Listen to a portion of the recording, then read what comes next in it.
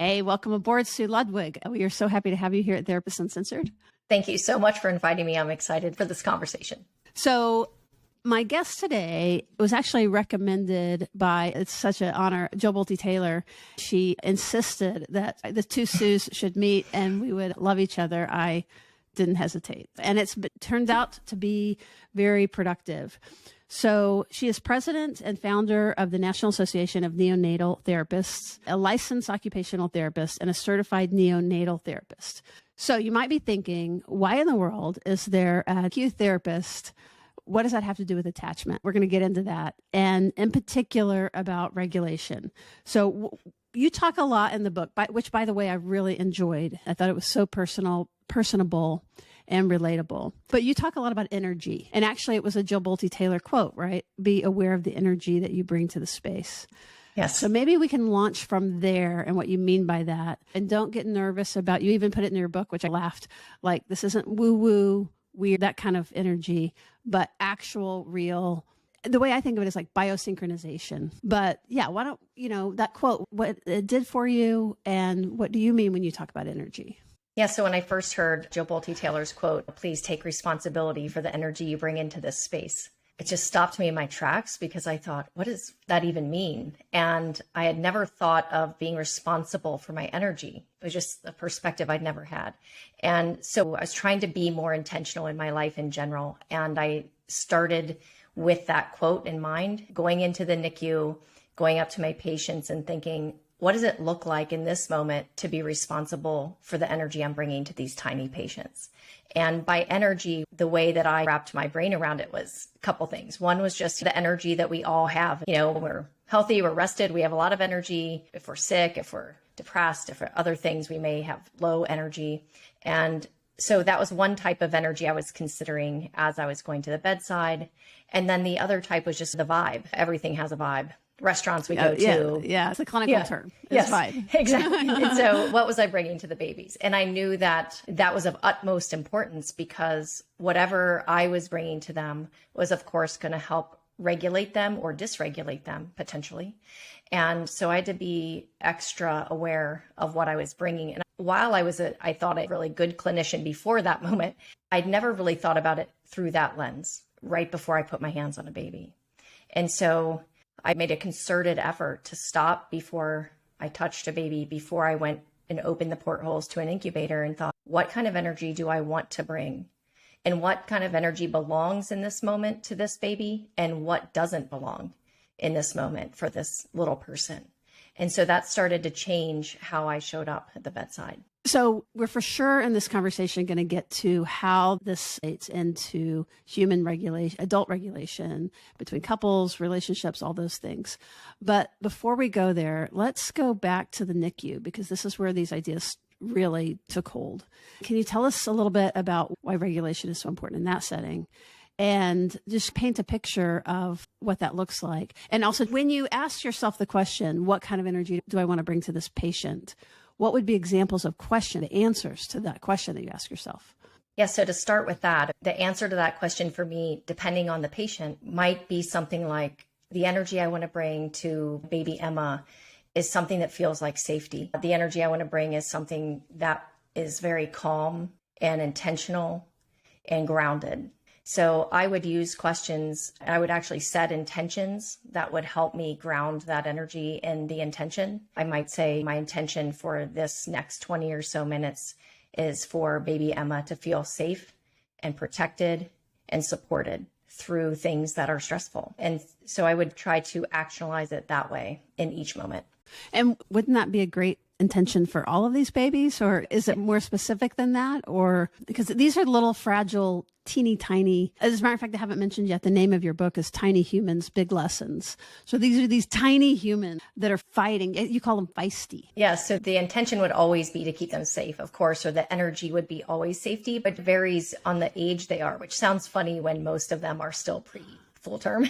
But there's a big difference between a baby that's maybe 24 weeks gestation and just overtly fragile every single part of them is fragile, and a baby that might be closer to being full term who has just a different capacity. For example, a baby that is closer to full term and is healthier now, my intention might be something I really want to connect with them. So my intention might be more about connection or their attention or bringing something that is just supportive of that stage of their development. So I think that it seems odd from the outside to think they're that different, but every week makes a huge difference in where they are developmentally and what their brain development is.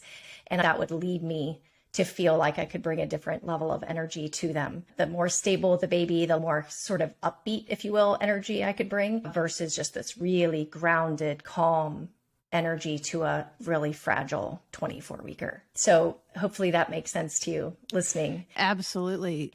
And of course, I can't help but think about therapists doing this before their adult patients, right? Taking this pause of what kind of energy, and that it can make that big of a difference with these teeny tiny ones within days. Days can make a difference. A week can make a difference. But I also think about developmentally, everybody that we see, and for each of us, we're all at a different place, and being attuned to where any of us are. I just really love how that this is going to keep echoing back to adult world. So what do they look like when what kinds of signs are you looking for around being on the right track or not?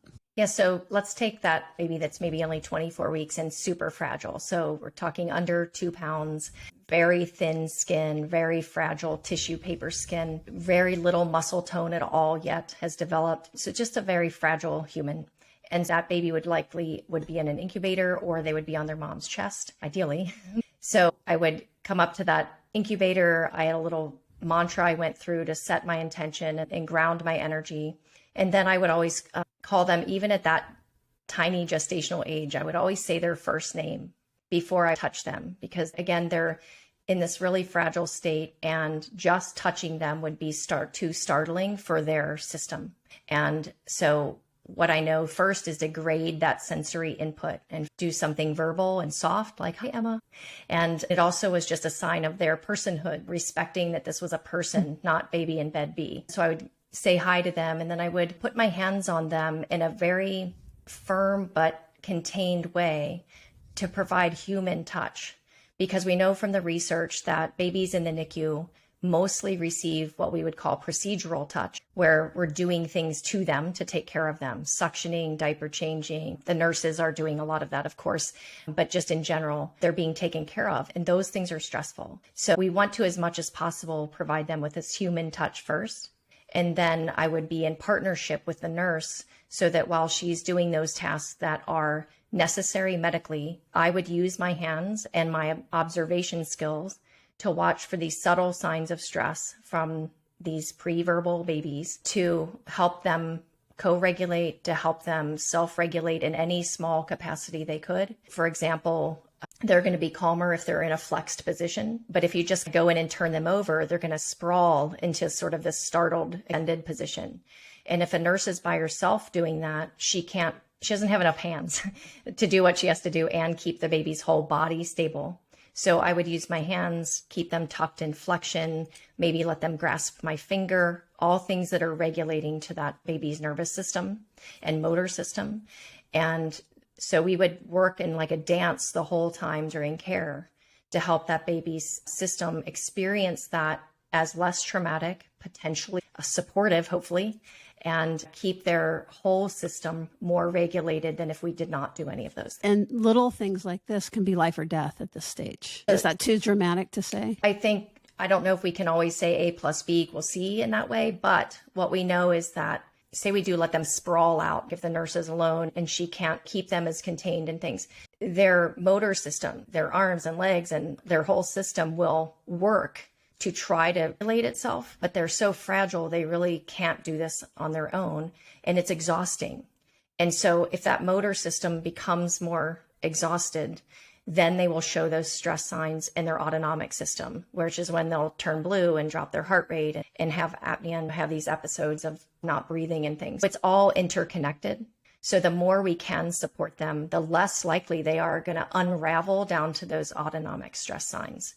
And so it seems like if you were looking from the outside, oh, I'm being nice and helping the nurse. But when you know what I'm doing and why I'm doing it, and what that does to support the motor system while we're doing these things.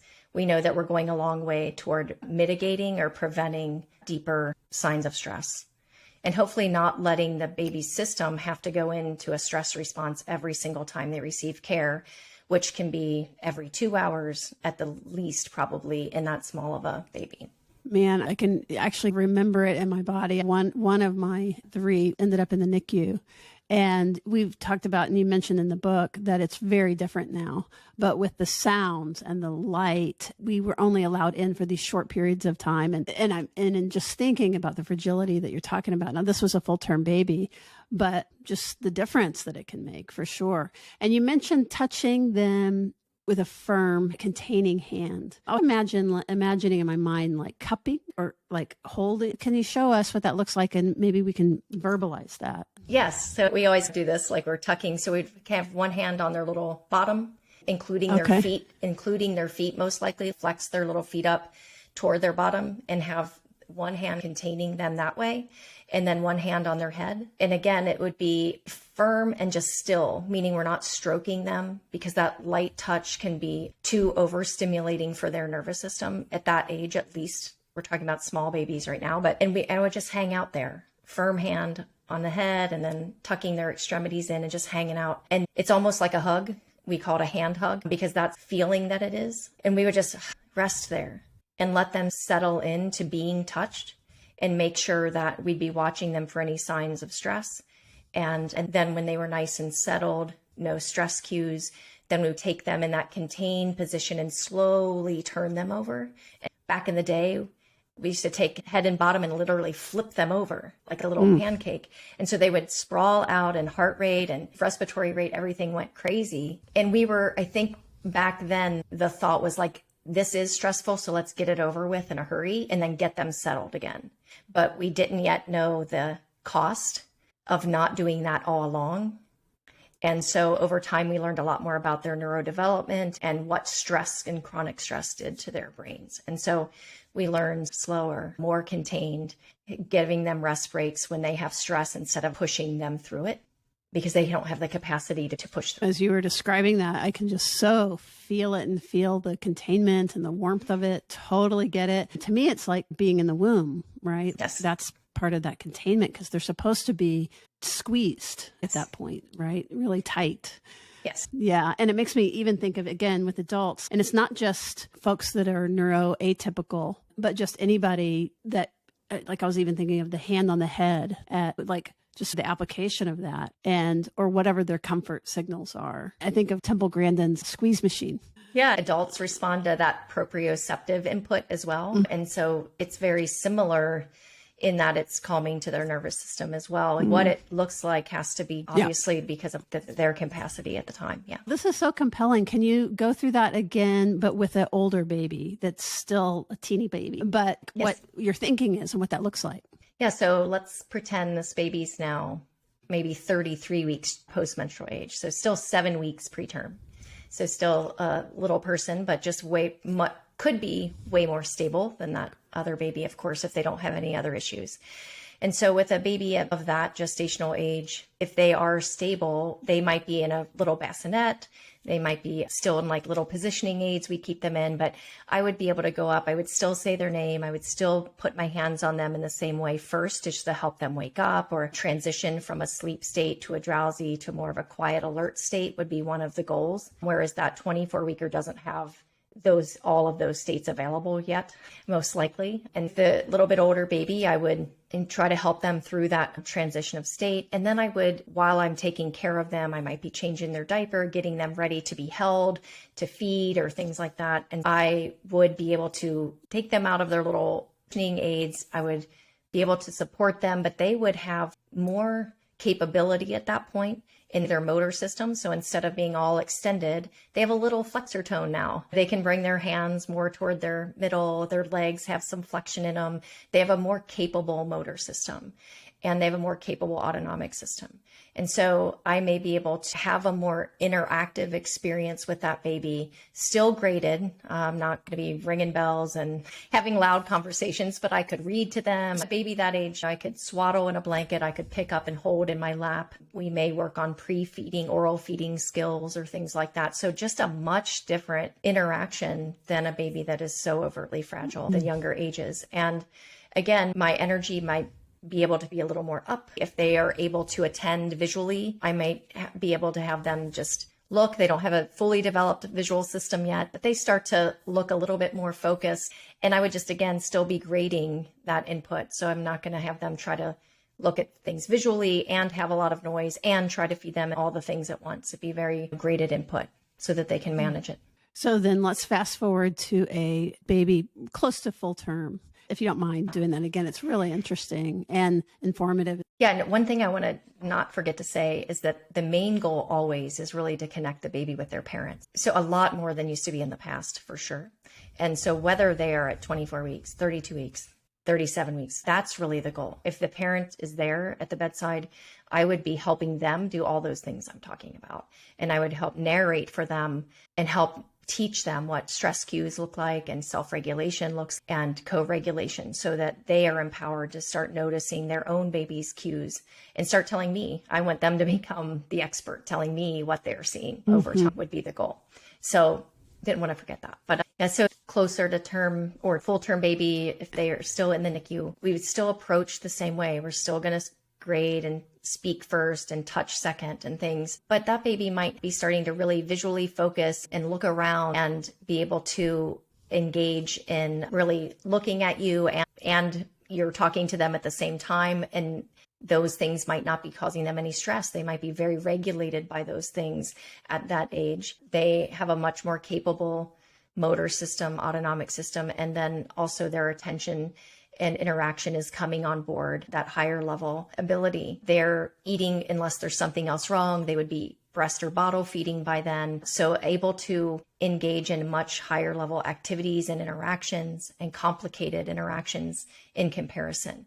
And so our role as a neonatal therapist is really to bridge the gap developmentally between what that infant system expects to have in their environment and what they're getting by being in this strange environment of the NICU. And how can we bring their development along best we can in this new environment and mitigate the problems they might experience from that loud, bright, bustling NICU? How do we modify the environment? And then how do we modify every interaction so that we're thinking of their development, not just right then, because that makes a huge difference in their next 10 minutes of life, how they tolerate things, but also we're thinking 10 months, 10 years from now, because how that baby's system is collectively being wired in the NICU experience is laying down a lot of important neural pathways for, of course, later on. And there are just some things because their brain is not even full term yet. Some of them are one-shot deal.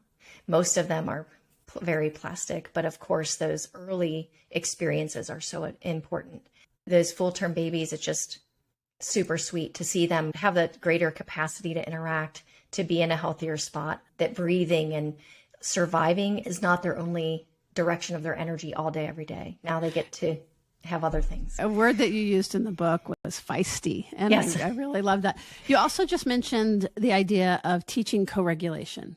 So what does co-regulation look like let's just go ahead and have the baby full term. This is parents of young children. Some parents would say, what do you mean co-regulate? They just are sitting there. What should parents look for? And what are stress responses? What do stress responses look like in a young baby?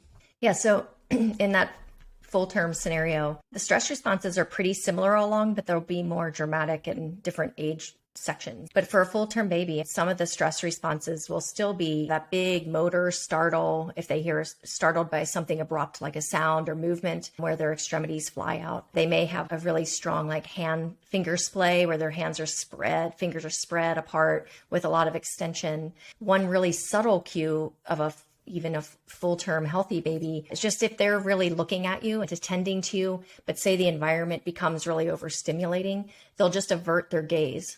So the gaze that was right on you they look to the side. It's just a subtle sign of, I'm a little bit stressed, and they may go over there and then they may come back if they're able to regulate, but they may not. And it may start a cascade of other stress cues depending on the environment. So as a parent, say I am holding my baby and I know a lot of people come around, and if we're still in the NICU, pretend they're in rounds, and rounds typically are loud. A lot of people, if your baby then does that little gaze aversion, it's just like, interesting, noted. And you wouldn't want to add any extra sensory input at that point, but you could be holding them, giving them that firm touch to help, again, co-regulate, which means you're using, as a parent, your energy, your groundedness is going to translate at some level to your baby. So if you're really high energy, that is going to perhaps stress that infant out. And if you're really grounded energy and calm, that will have an effect on your infant. Humans are different that way, where we're meant to co-regulate instead of this human infant being alone and trying to develop. We're meant to be with a parent or an adult. The way that we show up and how calm we are, if we're moving slowly, they're able to absorb that and move with that. If we're really brisk and we're just changing the diaper, whipping them around, they're going to pick up on that. And depending on the stability and capabilities of that infant, they might tolerate that, and they might show us some of those signs of stress. That's really lovely. And I was also thinking in terms of even these teeny humans are also co-regulating us. Like we're impacting them, but this is what you're teaching your parents, but learning to notice how they communicate, because they can't tell us with words, but they're signaling more or less the same, come closer, step away. Is that the way you would, like, how would you say it from your discipline or from your perspective? Yes, as far as the baby co-regulating the parent for that direction. Yeah. So what was startling to me in my own journey was I had all these observational skills as a neonatal therapist, but when I tried to really be intentional about being responsible for my energy, I realized that the babies were doing that. If I was really tuned in, because of what they needed from me and because of what they were showing me, I then had to just bring myself way down. So their necessities, their needs really told my system what needed to happen. And when I fully understood the gravity of that for them, it changed how serious and consistent I was in what I brought to them. And it also changed, which was hard, how hard it was to see other people not be that way. Oh, absolutely. And so to have I'm not acting like I was floating around on some perfect cloud and no one else was by any means, but as you go along that journey and it's hard to explain very concisely in care to even people who do this every day for a living, the power they have to positively affect that baby's development, and how important it is to not just be chit-chatting over top of the baby about what the heck ever, not realizing that they're slowly kind of falling apart because of the extra noise and the extra, when we're not quite paying attention and we move them a little too fast. So being that really attuned to them was the most powerful teacher to me, and what it meant to be really centered and grounded and how to show up for them as they needed. So in that way, they were definitely regulating me. That's lovely. Now, and what happened to you personally? You said that you weren't floating around on a cloud, that this was work that you were intentionally doing, but it sounds exhausting. It sounds like, I understand that it is life-giving as well, but like you're saying, that you matching the state of the baby makes you more vulnerable in a sense, right? Like your awareness to whatever's around you is heightened and you're feeling it more deeply. That's what I mean by, like, you're having to, and then you're also having to manage yourself, like your own chit chat or your own eye roll or your exhaustion or what have you. So how has this impacted you as an adult human, these insights? So much. Really, they started me on, was it a period in my life, like I say, is in the middle of my NICU career, probably. I was in the NICU for 20 something years, but where my own life was really, I would say, scattered, super busy. I was working a lot. I had the NICU job. I was consulting. I had 2 young kids.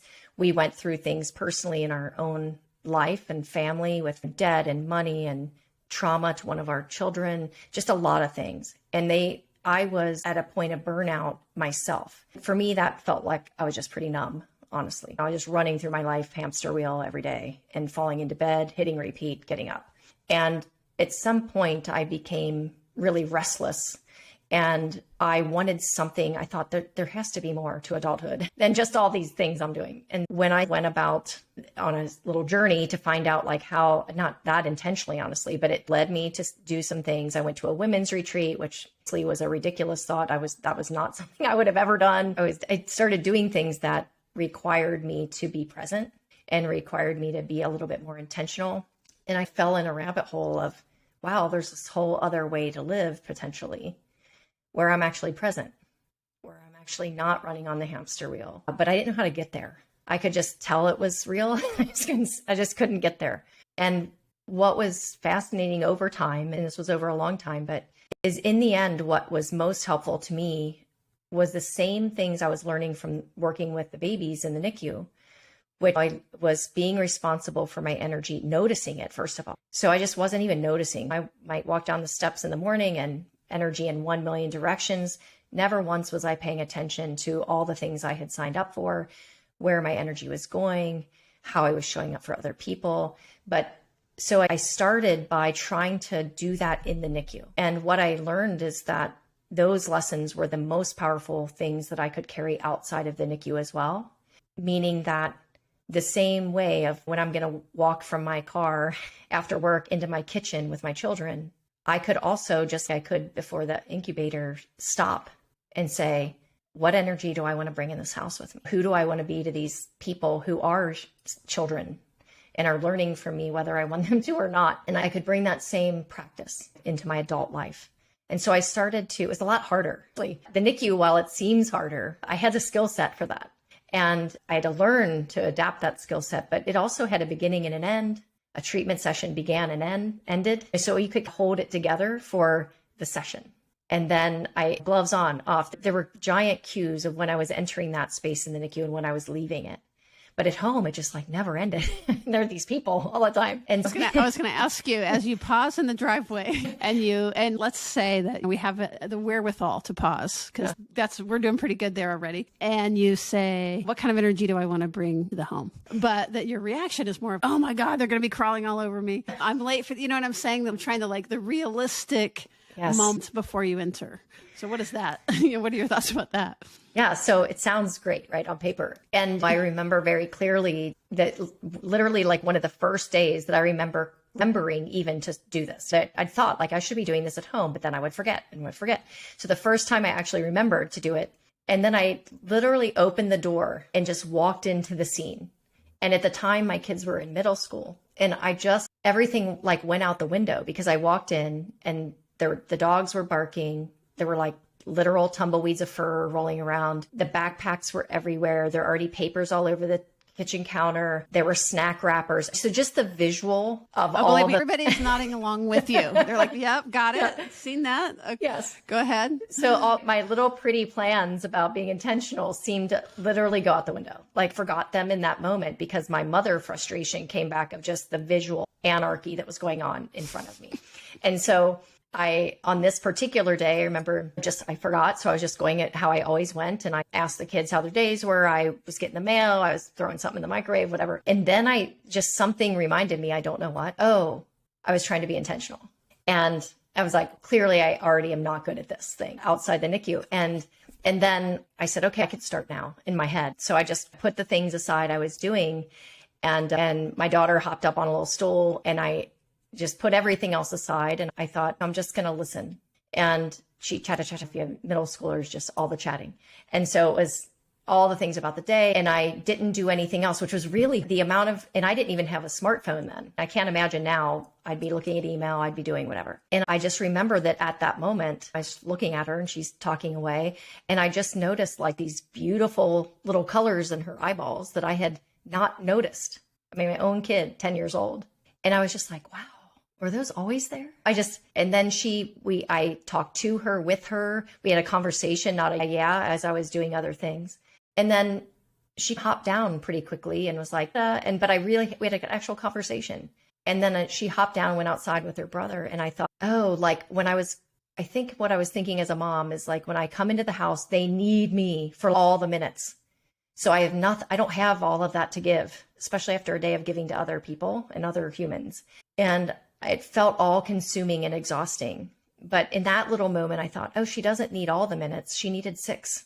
She just needed me to listen to her and just connect with her instead of just being around her. She needed me to be with her. And then that wasn't that long. And then she was quite satisfied. That is so fascinating. Okay. You said she didn't need me. She didn't need to be around me. She needed you to be with her. Yeah. Oh, wow. In 6 minutes. I think we can do 6 minutes. Now that sounds more realistic to the ordinary of us. Yes. But if we back up for just a second. So you're in freeway of doing stuff and not think, and you said you don't do women's retreats, but you signed up for a women's retreat. So I'm actually curious about what this change is, like what was happening going from really I'm just imagining so many people relating because we're just without the schools and the this and the that. So this all does sound good, but what's the actual transformative process? What were those things that gave you the light bulbs that were actually sustainable? Yeah. Yeah. So in a nutshell, I'll say first that I didn't know this while I was going through it, just like we don't usually know. When we're in something that's transformative, we're not usually aware of it, except it's really hard. What it feels like at the time is this is really hard. But what I know is I just followed what I would call like breadcrumbs. So it wasn't a big like lightning strike or a thing. Now we had already lost all our money. We'd already had trauma in our family and things like that. So we were reeling for some years. And I remember I was actually in Target and I just picked up a random book. I read it. I loved it. It was just, I had no idea, just whatever. I wrote to the author, which I never ever did in my whole life. Just said, thank you for writing this book. It was really amazing. It had some really poignant things, mother and daughter things, and just about being responsible for your life, what have you. And so through that relationship, that author and I kept in touch. And then she actually recommended, oh, hey, I found this blogger. This was circa something in 2000s. This blogger that I think you the way she writes, and sends me a link. And it ended up being the person who led the retreats that I eventually went on. So this very weird, completely unplanned. I thought, oh, okay, I like this person. Much like when you said Jill came to you, like they were just like stepping stones. And so I followed the link. I started reading all this woman's stuff. And then I saw she did retreats. And I thought, well, that looks really cool, but I'm just not that person. But I kept there was something in me in that restlessness and numbness that wanted something more. And I just kept looking for it. I didn't know what it was. I didn't know if it was a professional avenue. I didn't know if I needed a personal thing. I just needed something different. And I just kept following my curiosity. If something piqued my curiosity, I went into that. And I went on so I finally got over myself and went on this retreat. And it gave me, for the first time in probably a decade, it gave me silence and time, all just about myself, which as women, we a lot of times tend to think is selfish. And I was leaving my family for this. We didn't have the money for this retreat, all the things. And I went anyway. And it was something happened to me in that space where I understood that I had forgotten myself somewhere along the way in motherhood and professional life and marriage and whatever. And I forgot I ever had hobbies. I forgot I ever had things I like to do. And the space that place held for me for just a few days started to plant some sort of seed that said there is more. But first you have to take care of yourself. Like you can't, and one of the things I really learned from the babies is nothing transforms from a place of depletion. The babies they cannot develop, all their energy shunted towards survival unless we help them develop as they're surviving. And I was in survival mode. I wasn't developing anymore. And I had to find my way back toward that, if that makes sense. So I went to the retreat. I came home feeling like, wow, that's really when I started trying to be more intentional in my life. And in the NICU was after that retreat. And then I just kept following the little things. So I very imperfectly tried this intentional practice. I got better at it in the NICU. I tried to just get good at the moment because honestly, anything else felt overwhelming. But I could commit to a moment and say, I'm going to try to be intentional for the next 5 minutes. Or when we sit down to dinner just have one thought in my head that's other than slinging food to hungry people. And so I could deal with a moment, and I could deal with myself if I messed up the moment and thought, oh, I just didn't handle that well, and thought, oh, this is a new one. Look at this. So I just really tried to get good at the moment, if that along the journey. No, totally. And I hear the role of compassion in that. And you said something in your book. You said being at the end of yourself. That was one of the things that happened at the retreat, which I thought was such a wonderful. Was that a realization that you had? Like, how did that come to be? Yeah, I remember at the retreat, we had to sit in the requisite circle and say some things about why we were there, which is why part of what I dreaded the whole time. And I was thinking, what am I going to say? I don't even know why I'm here the whole time. And as it came around, and I had not a thought in my head, and I just heard myself say, I'm here because my life is screaming at me, period. And then I just didn't know what else to say. And everyone looked at me, and then I just looked at the next person, your turn. And I did feel like at the end of myself meant I didn't know where else to go. I didn't want to feel this way anymore, but I didn't know the way out. And so I was at the end of the self that I had raised, that I had been until this point in my life, and I didn't know what to do. And so I did feel like my life was screaming at me like, hello, wake up. You only get one of these. So what are you going to do? I really, particularly the incremental, just like with the little babies, you supported yourself incrementally. And I love I'll just do it right now. Like when you were describing that with your daughter, it's, oh, I'm not doing it. I'll just do, you know what I mean? Like making that conscious choice to shift into presence. And those are things that any of us can do, right? We don't have to be a master yogi or a teacher of any of these things, but at any given moment. So those of you listening, that you get to do that as well. You would get to do, as she's describing, these little moments of really showing up in presence, with presence, and experiment and just see how that goes. So another thing that you have said in your book that I thought was interesting that I want to go to before that we talk a little bit more about what stress looks like in adults, as far as like how that carries forward from children to adults. You said that expert care without empathy misses out on sharing the powerful energy of our presence. And I think about so many of us are on that autopilot kind of numbed place, but we're still working, whether we're therapists or cardiologists or whatever it is that we're doing, we're still able to do it. We're still able to work, but that there's something missing. And so it feels to me like you're talking about that thing that's missing, which has something to do with showing back up for yourself. Yes. Yes. I think, yeah. Go ahead. So that's good because that's how I'm hearing it. And it fits with a lot of what we talk about on the podcast about what secure functioning really is. And this is such a good story of kind of describing the process, and that you're not finished. You're not done, that at any given moment we can come back to ourselves. Would you say it that way, or what would be your version? Yes, I would say that is true. And I think in my OT brain, what I would say is that we're all in development forever, and the babies, we don't say, oh, we don't shame a baby for where they are in their development. We don't say, oh, hey man, other 27 weekers look like this. We accept that every baby's on their own developmental path, but we don't do that for ourselves. And we also don't do it past childhood much, period, where we think, oh, we're adults, we're literally finished somehow, or like baked, instead of that we're always in development. We have different seasons of life, different stages of life, and that we go a long way toward our own self-compassion, and then therefore for other people as well. When we have that sort of grace, if you will, for ourselves, at any point in my life, I'm not finished. This is another place that I am. I'm going to get through this. It's going to teach me something. That we're always just taking what we learned from previous things and moving it into the future, and hopefully discarding things that aren't working for us forever and ever. And that's how development works. Whether a baby learning to walk falls a million times, we don't consider a bad thing. It's part of the process.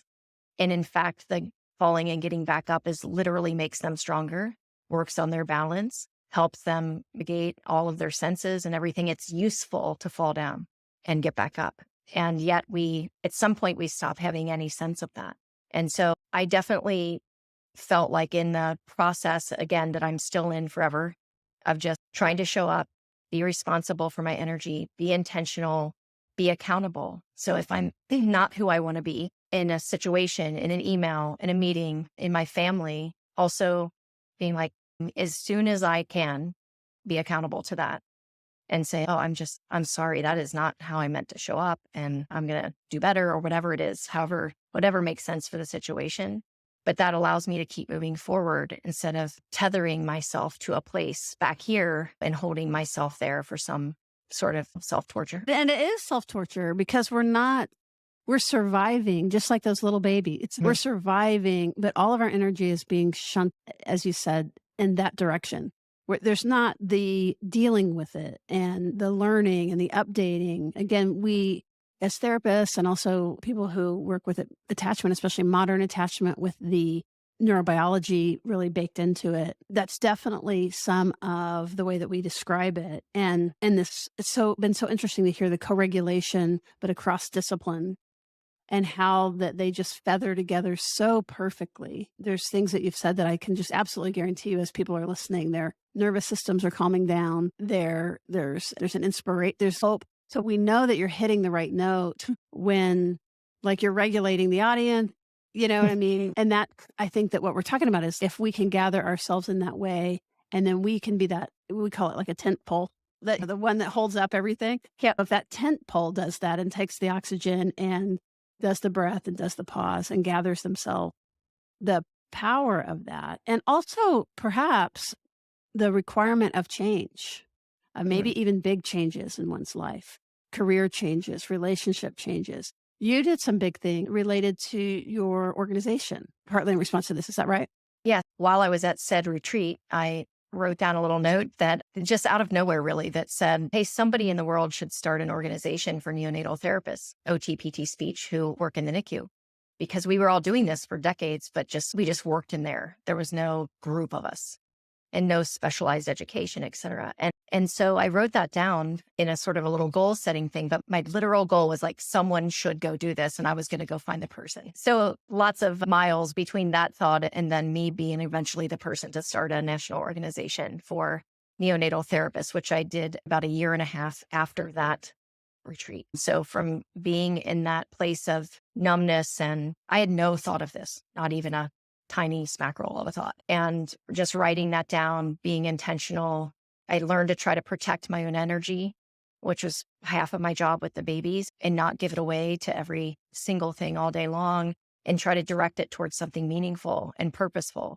And, a year and a half later, I founded the National Association of Neonatal Therapists, and we're 13 years old now. But all of that really came out of being intentional, directing my energy, protecting it, and allowing myself to not have to get all the way through. So I think one of the historic things in the NICU was we got really good at survival, but not development. The outcomes didn't improve, even though survival did.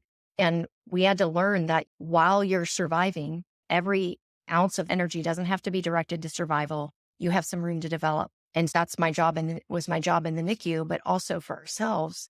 We don't have to get through all of our stuff and then we get to grow, or then we get to develop, or then we get to change our career or marriage or relationship or whatever it is.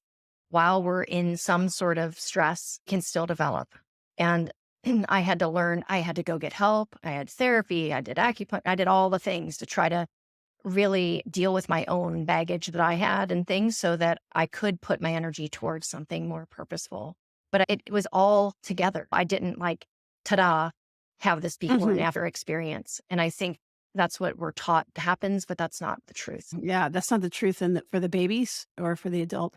Another thing I'm really loving about the conversation is I'm just thinking about all the disciplines that feather into the same conversation, whether it be education or medicine. Obviously, that's teachers, attorneys who are dealing with very dysregulated situations and trying to coax the best out of people, that kind of thing. It's not owned by anything or anyone or any discipline, but we're all finding it, but we're joining and finding the same thing, which is super cool. It's very cool. Including spiritual. There's a spiritual component of this. And I'm thinking about Joe Bolte-Taylor with the stroke and kind of coming to it that way. Yes. The psychedelics are another part of, you know what I mean? There's this eye-opening that is happening. And I guess for the audience, I want to encourage everyone. One of the things I notice about this, you said breadcrumbs earlier. You would just follow the next breadcrumb. You weren't clear about your path, but you were clear about listening to yourself. And I think that's describes the journey of healing and therapy. And so for those of you that try to read and look outward for what it is that you're supposed to do. The bad news is it's not out there, that you came with this insight that just bubbled up from inside of you. So the thing that you're looking for is that carbonation that just comes from the bottom up, letting you know your direction, whether that be about relationship or career, or should you get your child evaluated, or should you respond. Those questions they're so idiosyncratic. There's no way that anyone else will have the wisdom that you know and have in your body.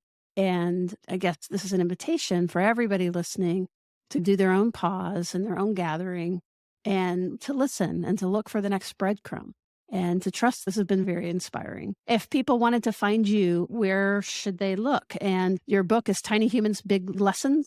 That's available everywhere. I would really recommend it. It's a really great, it's an easy read in the sense that it's not real dense and technical. It's very personable and it's inspiring. But yeah, where would people find you?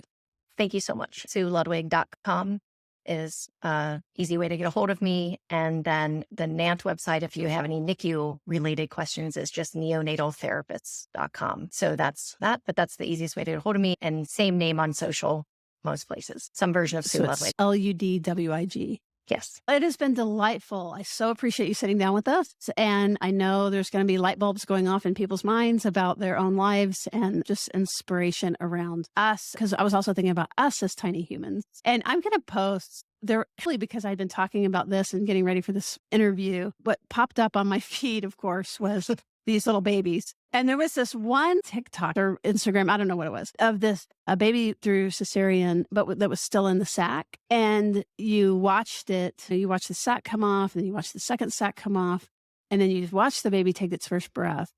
And it is just stunning. And yeah, if you want some feels, check that out for sure. The work you do is, I don't know if it's thankless, but I certainly would like to thank you on behalf of all of these little kiddos that you have held into existence and into thriving. Thank you so much. And just thank you for the invitation. It means a lot to me. Absolutely. And the other thing that you've done is you've held and birthed and nurtured this organization, which I'm sure has been supportive to therapists everywhere. You know what I mean? So that's wonderful. Thanks everybody for listening. If this has been valuable, we encourage you to share it. And it really helps to give us a rating and review. That helps other people find us.